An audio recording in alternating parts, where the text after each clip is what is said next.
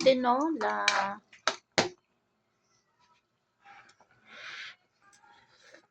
Lagyan namin ng sayote, then pichay. Kaya na natin yung gulay. Yan. Yan ang aming ulam ngayong gabi. Yan guys. Ang aming ulam.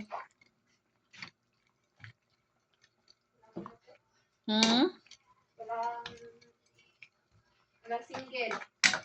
Puro pa yun. O kaya man papalitan ko lang yan. O, sige, lagi.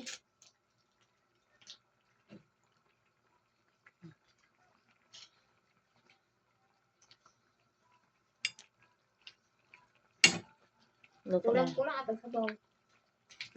Dagdagan mo. Pakuluin pa natin.